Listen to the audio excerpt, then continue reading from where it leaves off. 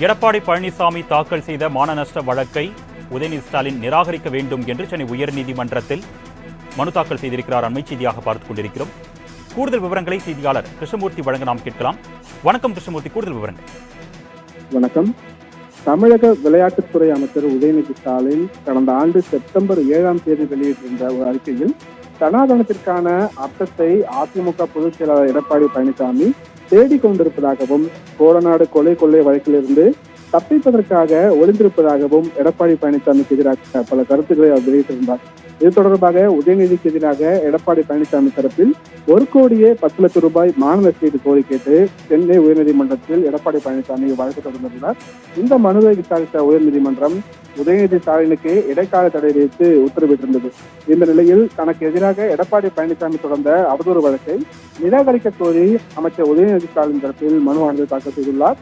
இந்த மனு நீதிபதி சதீஷ்குமார் முன்பு விசாரணைக்கு வந்தபோது எதன் அடிப்படையில் இந்த மனு தாக்கல் செய்யப்பட்டுள்ளது என நீதிபதி தரப்பில் கேள்வி எழுப்பப்பட்டது.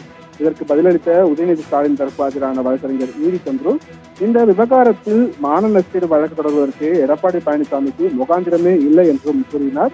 பொது வாழ்வில் இருக்கும் நபர் ஒருவர் அவரை குறித்து பொது வாழ்வில் இருக்கும் மற்றொரு நபர் பேசியதில் தவறில்லை என்றும், பொதுவெளியில் நடந்ததை பற்றியே அமைச்சர் உதயநிதி ஸ்டாலின் பேசியதாகவும், தனிப்பட்ட விவகாரம் குறித்து எதுவும் பேசவில்லை என்றும் அவர் தரப்பில் விளக்கம் அளிக்கப்பட்டது. இதனையடுத்து உதயநிதி ஸ்டாலின் மனு குறித்து எடப்பாடி பழனிசாமி பதிலளிக்க நீதிபதி சதீஷ்குமார் உத்தரவிட்டார்.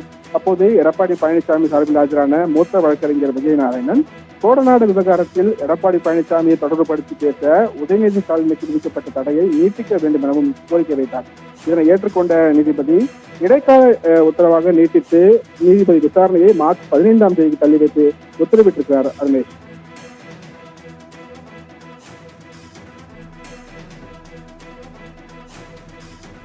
விவரங்களுக்கு நன்றி கிருஷ்ணமூர்த்தி.